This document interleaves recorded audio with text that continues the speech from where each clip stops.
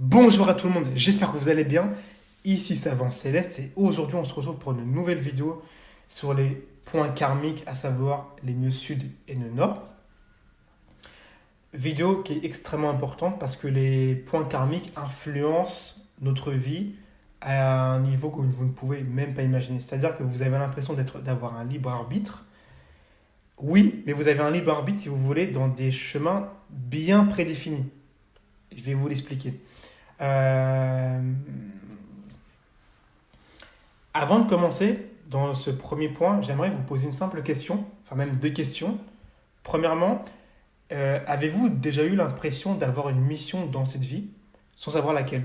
C'est-à-dire que vous pouvez la mettre en commentaire, hein. Vous êtes dans cette vie, voilà, vous menez votre vie, mais vous avez quelque chose en vous qui vous dit que vous avez une mission de vie. Vous êtes venu ici dans ce monde pour quelque chose de bien défini. Mettez-le moi en commentaire. Deuxième question, et si votre passé karmique influençait vos choix d'aujourd'hui? Et si ce que vous étiez avant dans vos vies antérieures, ça, ça influence la personne que vous êtes aujourd'hui et ça influence votre comportement? Qu'est-ce que vous me diriez? Qu'est-ce que vous diriez même tout simplement? Vous pouvez le mettre en commentaire et puis on fera un débat. On commence avec les points karmiques, parce que c'est super important ce que je vais vous dire, et vous allez réaliser à quel point il ne faut absolument pas prendre ça à la légère. Les nœuds sud et nœuds nord, il faut savoir que quand vous arrivez dans cette vie, tout le monde a un nœud sud et un nœud nord. Le nœud sud va représenter vos dernières vies antérieures. Donc c'est pas forcément la toute dernière, mais c'est vos dernières vies, donc au pluriel, hein. Quand je dis dernière, c'est vos dernières vies au pluriel, antérieures. Donc ce que vous avez été, quelle personne vous avez été, quel individu, quel était votre comportement. Et je vais vous dire un truc, quand vous arrivez dans cette vie, vous arrivez strictement tel que vous étiez lorsque vous avez quitté les précédentes. C'est-à-dire que vous avez un signe en cancer. Donc signe en cancer, il y a un rapport très fort avec la famille, il y a un besoin d'être nourri affectivement par ses proches. Il y a également une surprotection des siens, mais également de soi-même, parce qu'on ne veut pas prendre de responsabilité, donc on va préférer rester dans une certaine forme de protection, donc d'enfance, donc d'enfant même en général. Et ben, vous arrivez ici dans cette vie exactement comme ça. C'est-à-dire que dans la précédente, vous étiez un, une personne de type cancer, donc de type plutôt dépendant affectivement. Vous arrivez ici dans cette vie aujourd'hui comme quelqu'un de dépendant de type affectivement. Je vais vous expliquer comment si vous voulez, le processus se crée pour justement recréer ce personnage-là. Mais quand vous arrivez dans cette vie, vous arrivez tel que vous étiez dans les précédentes. C'est-à-dire que si on fait un point d'arrêt entre qui vous êtes, on va dire, aujourd'hui et qui vous étiez avant, dans les vies antérieures, on verra aucune différence. C'est-à-dire qu'en termes de comportement, en termes de tendance, de réflexe un peu inné, ben on aura l'impression que c'est la même personne. C'est comme si c'était votre colonne. Vous voyez? C'est intéressant. Donc, comment va se créer le processus comment on va faire si vous voulez, le karma pour recréer ce personnage-là dans cette vie d'aujourd'hui? Ben, il faut savoir que les 20 premières années, donc de 0 à 20 ans, euh, le destin, parce on peut l'appeler le destin, va reconstituer consciemment ce personnage antérieur. Que votre mémoire a effacé ou a relégué dans l'inconscient, mais de votre naissance jusqu'à la vingtaine, le but du destin, c'est de recréer ce personnage-là. Donc vous allez redevenir, je prends l'exemple du nœud sud pardon, en cancer, le destin va recréer synthétiquement ce personnage-là. Donc vous allez redevenir au travers de vos expériences, au travers de votre famille, au travers, et j'y reviendrai après pourquoi que tout n'est pas le fruit du hasard comme beaucoup pensent, mais que tout est bien prédéfini à l'avance. Par le fruit de votre famille, de vos expériences, de qui vous allez côtoyer, du pays où vous êtes né, vous allez recréer ce nœud sud en cancer là, donc ce côté de dépendance, ce côté très fort aux traditions et à la famille. Et en fait, je connais quelqu'un qui a un nœud sud en cancer, et bizarrement, comme par hasard, cette personne-là a eu des problèmes familiaux.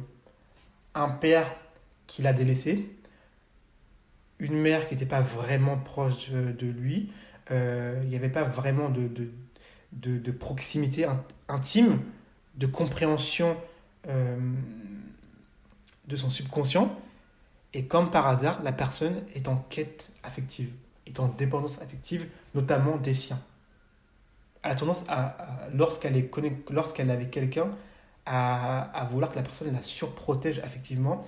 Et donc, elle va vouloir constamment demander, comme un enfant qui demande de l'affection de sa mère, comme un enfant qui demande, qui demande de la nourriture par le fœtus, ou même comme un bébé qui demande de la nourriture par sa mère. Et il y a cette quête toujours de demande. De demande. On est toujours en demande quand on est cancer. Je continue.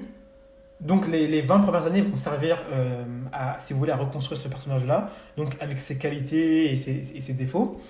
Et justement, c'est là où intervient le côté où je vous parlais tout à l'heure, où tout n'est pas le fruit du hasard. Tout est défini, tout est prédéfini à l'avance. C'est-à-dire que dans ce but, seront choisis avec la plus grande importance, avec le plus grand soin, la famille, le pays où vous allez naître pour justement favoriser ce nœud-là en cancer. C'est-à-dire que vous allez renaître avec des personnes qui ont des qualités et des défauts, qui seront en concordance avec votre nœud de cancer et qui serviront justement à recréer ce personnage-là. Vous comprenez ? Cette période de vingtaine a pour but véritablement de recréer ce personnage-là. Donc c'est à travers les expériences que vous allez vivre que ça va favoriser et que ça va recréer ce personnage-là antérieur. Ensuite, de la vingtaine à la quarantaine, soit vous allez... Alors là, il y a deux cas. Soit vous allez vivre ces préjugés, donc ce que vous avez vécu dans la vingtaine en réaction, c'est-à-dire de type verso, de type rebelle, c'est-à-dire que je suis contre ce qu'on m'a appris, je suis contre ce que mes parents m'ont dit, je suis contre ce que la société veut que je sois, et donc vous allez plutôt en réaction, en révolte, soit vous allez être plutôt en conformité, donc de type un peu plus jupitérien, donc vous allez être en accord avec ce que les parents vous ont dit, avec ce que la société veut que vous soyez. Dans les deux cas, je vais vous dire, ça ne changera strictement rien parce que vous allez en fait satisfaire les inclinations de votre nœud sud. Donc vous allez gonfler votre nœud sud. Dans les deux cas, ça n'a aucun si vous voulez, impact. Parce que ça va vous diriger vers votre nœud sud. Donc entre la vingtaine et la quarantaine, vous allez en fait rejouer votre nœud sud tel que vous l'étiez en fait avant. Donc c'est-à-dire que vous allez, c'est comme s'il y avait une récapitulation générale de vos vies antérieures et vous allez le revivre entre 20 et 40 ans. Donc avec les défauts, c'est comme si vous reviviez en fait votre vie. En fait, c'est ça qui est marrant. Et vers la quarantaine, généralement, c'est là qu'une réorientation va toujours s'opérer. Généralement, il y a la crise de la quarantaine. Beaucoup se disent qu'il y a une crise de la quarantaine, mais ils ne comprennent pas vraiment pourquoi. Je vous explique qu'il y a la crise de la quarantaine. Pourquoi ? Parce que, en fait, si vous voulez, si on vous laisse aller vers votre nœud sud, vous n'allez pas en fait, faire d'évolution. En fait, pour qu'il y ait une évolution, il faut qu'il y ait un certain choc. Le choc, il est souvent par la lune noire, par le coup d'épreuves karmiques. Les épreuves vont vous réveiller et vont en fait permettre un changement. En tout cas, une remise en question. Mais souvent, c'est vers la quarantaine qu'il y a un gros choc qui arrive. Et c'est ce qui explique pourquoi, vers la quarantaine, interviennent souvent des ruptures, des divorces, des maladies ou des pertes de situation. Tout ceci est normal. C'est parce que vous avez vécu par excès, parce que le nœud sud c'est toujours des excès, vous avez vécu par excès le signe et la maison où est votre nœud sud. Et c'est fait pour vous réveiller. Deuxième point, il est temps de vous faire comprendre synthétiquement les nœuds sud et nœuds nord. Parce que la véritable clé de l'évolution spirituelle, donc d'évolution de l'âme, et de toute façon je vous ferai un exemple après, pour vraiment avoir ce que les individus appellent le bonheur, donc une harmonisation véritable, c'est véritablement le nœud nord. C'est pas l'argent, c'est pas forcément les biens matériels, c'est pas forcément la famille ou les traditions. Tout dépend. Après, si vous avez un nœud nord en cancer, ça peut être ça. Mais si vous voulez, la clé de cette réponse se trouve dans le nœud nord. Mais déjà, on va comprendre ce que c'est le nœud sud. Le nœud sud, c'est, si vous voulez, ce que vous maîtrisez déjà. C'est vos facilités, c'est vos tendances naturelles, c'est ce que vous faites facilement, c'est même vos dons. Je peux même aller à ce niveau-là, c'est même vos dons. Parce que vous l'avez vécu antérieurement, donc dans cette vie, c'est facile pour vous. C'est inné. Mais c'est également vos zones de confort. C'est votre zone de confort. Et si c'est votre zone de confort, il faut, comme vous le savez, quitter la zone de confort pour évoluer. Donc, le nœud sud, ça décrit plus généralement, et là je vais aller en précision, c'est vos faiblesses. C'est-à-dire que lorsque vous voyez quelqu'un, vous voyez son thème, et vous voyez que son nœud sud, vous savez automatiquement ses faiblesses. Quelqu'un qui a un nœud sud en cancer a de facto des faiblesses familiales. Ou en tout cas, c'est quelqu'un qui a une forte dépendance affective, quelqu'un qui a besoin d'être rassuré malgré que la personne ait 50 ans. Et j'ai en tête une personne bien précise qui a un soleil Capricorne en plus. Donc un soleil d'hiver, le soleil en Capricorne est très froid. Il y a une certaine forme de responsabilité, de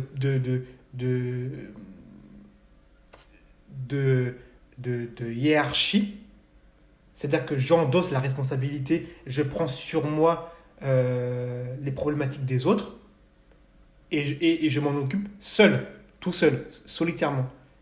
Et bien, même cette personne-là a des problèmes, on va dire, de dépendance affective. C'est-à-dire que c'est une personne qui a besoin d'être rassurée, qui a, mine de rien, quand elle est seule, elle ne sait pas pourquoi, mais en fait, elle a du mal, et il y a toujours une dépendance, elle a besoin que sa famille soit près d'elle, elle a du mal à faire le deuil des choses passées, elle a du mal à jeter des vieux habits parce que ça lui rappelle son enfance, la nostalgie du passé, vous voyez, et pourtant, Soleil Capricorne, on pourrait se dire, Soleil Capricorne, personnalité solitaire, même parfois qui va prioriser son ambition à sa famille. En fait, pas du tout. Nœud sud cancer. Ok. Donc du coup, le nœud sud, c'est vos faiblesses, c'est vos excès, c'est ce qui vous attire, hein, c'est ce que vous avez du mal en fait à ne pas aller. Hein, c'est vos automatismes. En fait, c'est un peu les automatismes de vos vies antérieures.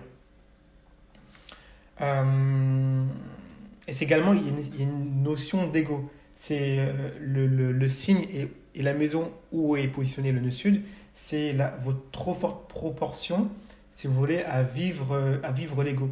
C'est lorsque l'ego va prendre dessus, vous allez vous cacher, vous rediriger vers votre nœud sud. Parce que c'est ce que vous connaissez, c'est ce qui vous sécurise en réalité. Vous comprenez ?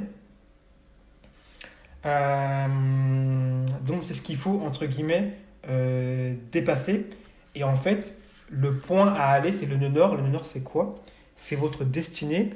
C'est là où vous êtes censé normalement évoluer.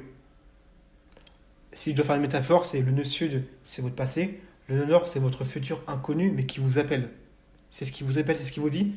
C'est là où il faut aller. Le nœud sud, tu connais déjà. C'est ce que tu sais déjà faire. Maintenant, tu dois aller vers là-bas. Et donc, euh, le nœud nord, donc euh, le karma positif, comme on l'appelle, c'est le terrain à choisir, c'est les comportements en fait à adopter. Le nœud nord, enfin le signe où est positionné le nœud nord et la maison, vous devez adopter le signe, enfin les qualités du signe où est positionné votre nœud nord et de la maison. Et en fait, pourquoi? C'est pas pour rien, c'est pas pour vous embêter, c'est pour accroître pardon, votre harmonisation et en fait votre bonheur véritable, ce que vous appelez véritablement le bonheur. Il est où le bonheur? Il est où? Bah, le bonheur, il est dans le nœud nord. Vous voyez, il est dans le nœud nord. Donc ça demande un dépassement souvent de votre ego. Et c'est souvent, en fait, le nœud nord, il y a quelque chose de désintéressé. Parce que comme c'est quelque chose qui n'est pas relié forcément à votre ego, parce que le nœud nord, vous ne connaissez pas. Le nœud sud, vous connaissez. C'est vos vies antérieures. Donc il y a quelque chose un peu d'égocentrique également, de recentralisation. Alors que le nœud nord, c'est plutôt un peu, un peu désintéressé. C'est un peu un don, un peu. Vous voyez? Bah forcément, vous avez encore moins envie d'y aller. De toute façon, personne ne veut aller vers son honneur. Hein. Tout le monde, et je vais vous dire quelque chose, si il n'y a pas un travail d'introspection et s'il n'y a pas ce travail de nœud sud, nœud nord, il est fort possible que la personne reste dans son nœud sud toute sa vie. C'est-à-dire que l'évolution de l'âme ne se fera jamais. Or, s'il n'y a pas d'évolution de l'âme, c'est pas grave. L'âme va vous mettre des épreuves, le noir, et si, on va dire jusqu'à votre mort, vous ne faites pas de changement d'introspection, et les épreuves de la lune noire sont faites pour vous faire changer. C'est-à-dire qu'ils sont, si vous voulez, là où est positionnée la lune noire, c'est assez pertinemment que c'est quelque chose qui va vous faire mal, qui va vous procurer un choc assez violent pour qu'il y ait une remise en question. C'est pas pour rien, là où est la lune noire. Encore une fois, rien n'est le fruit du hasard. Bah, si vous ne faites pas l'évolution même jusqu'à votre mort, donc vous êtes entêté comme un taureau, c'est pas grave. Dans votre prochaine vie, quand vous allez renaître, donc quand votre âme va se réincarner, bah, vous allez avoir un thème beaucoup plus difficile. Vous allez avoir un thème, je sais pas, vous allez avoir un thème avec un nœud sud avec conjoint Mars, donc un nœud sud qui est affaibli. Parce que si vous avez un nœud sud de conjoint Mars, ça signifie que vous devez abandonner justement cette violence, cette affirmation de vous-même, le fait de s'imposer. Donc c'est un peu un Mars en maison 12, c'est un Mars qui marche un peu en sous-régime, vous voyez? Donc on vous affaiblit encore pour vraiment vous réveiller. Donc si vous voulez, l'âme ne fait pas les choses pour rien, elle n'est pas là pour vous embêter, mais évidemment que ça va vous demander une certaine violence, ça va vous demander de sortir de votre zone de confort pour qu'il y ait cette évolution-là. Encore une fois, je le répète, ça n'implique pas de rejeter tout votre nœud sud. Votre nœud sud, vous avez des qualités dedans. Vous avez des qualités innées que vous avez acquis de vos vies antérieures. Mais il faut simplement que le nœud sud, il faut le réorienter vers votre nœud nord, vers cette évolution de l'âme, vers le signe où est positionné votre nœud nord. Ok? Et c'est évidemment un terrain un peu inquiétant, parce que c'est quelque chose que vous ne connaissez pas en fait. Donc forcément, comme on ne connaît pas, on a toujours un peu peur. Mais véritablement, le nœud nord, c'est quelque chose que vous ne voulez pas. Parce que c'est des axes qui sont opposés, donc c'est des axes qui n'ont en réalité rien à voir, qui sont complémentaires, mais qui sont énergétiquement très différents. Si, après 40 ans, on va dire qu'il y a une personne qui persiste malgré la crise de la quarantaine à rester, et comme beaucoup, quasiment même la plupart, vous persistez à rester dans votre nœud sud, pas de problème. L'existant va faire en sorte que vous ayez de grandes difficultés, d'une façon ou d'une autre. Et également, si vous voulez, le spectre d'évolution se rétrécit. Parce que les incidences planétaires, donc les planètes, si vous voulez, vous avez moins de marge de manœuvre. Entre 20 et 40 ans, même avant même 40 ans, vous avez, vous avez, si vous voulez, une marge de manœuvre. Vous avez la possibilité de changer. Après 40 ans, vous pouvez toujours le faire, mais là, si vous voulez, il va falloir faire un travail, si vous voulez, d'introspection. Il va vraiment, si vous voulez, le mettre dans le conscient. Il va falloir le conscientiser. Donc, il va falloir peut-être même prendre des consultations pour vraiment comprendre là où je dois aller, parce que c'est beaucoup moins facile. Vous avez vécu de 20 à 40 ans, si vous voulez, en accord avec votre nœud sud. Donc, changer ça, c'est déjà très difficile, mais l'âme vous aide avec un choc à 40 ans, donc la crise de la quarantaine. Mais si en plus, après, vous persistez, bah alors là, il va falloir une aide, quelqu'un qui est apte à vous aider. Et c'est pas impossible, hein. C'est pas impossible. Quelqu'un évidemment, qui avant 20 ans, encore faut-il avoir la maturité, hein. Encore faut-il avoir la maturité, parce qu'à 20 ans, on n'a pas toujours la maturité. Mais si vous avez la maturité, c'est du pain béni, parce qu'après, vous êtes en accord avec votre nœud d'or et vous êtes en accord avec si vous voulez, votre bonheur véritable. Hein. Et après, je vous dirai une phrase, parce que je vais faire une partie 1 et une partie 2. Je vais vous dire une phrase qui va vous faire comprendre. Euh, mais après 40 ans, vous pouvez, même si vous n'avez pas fait le travail, mettons à 50 ans, comme la personne dont je vous parlais, bah c'est pas grave, vous pouvez toujours faire le changement mine de rien après, mais forcément ça va être un peu plus compliqué. Donc il va falloir avoir l'aide de quelqu'un d'avisé, quelqu'un qui s'y connaît en termes de karma, en termes de vie antérieure, de vie spirituelle. Et par ce chemin-là, je l'ai déjà fait, vous pouvez aller vers cette transformation. Et dans tous les cas, vous allez comprendre que c'est possible parce que les nœuds nord et nœuds sud sont des points également qui transitent, comme les planètes. Et donc, si vous voulez, vous avez des fenêtres. Là où est positionné votre nœud nord et votre nœud sud en transit dans le ciel aujourd'hui, va nous dire, dans telle ou telle maison, va nous dire quel secteur de vie de votre maison est activé et là où vous pouvez le plus prendre la force de votre nœud nord pour justement avoir le plus cette évolution-là. Ok. La phrase que je vais vous dire, c'est une phrase importante. C'est une phrase d'Annie Besant, donc une phrase assez spirituelle, assez philosophique, qui fait réfléchir. Et je vais vous laisser un peu sur cette note de fin. Le karma lie l'ignorant, mais libère le sage. Je vous laisse sur cette phrase-là. Comme la vidéo est un peu longue, je ferai une partie 2 avec beaucoup plus d'exemples et avec beaucoup plus de cas pratiques. En tout cas, si vous avez aimé la vidéo, bah, n'hésitez surtout pas à mettre un like, à vous abonner. Posez-moi des questions, parce que je sais que c'est un sujet assez complexe. Et puis moi, j'essaierai d'y répondre avec le plus de clarté possible.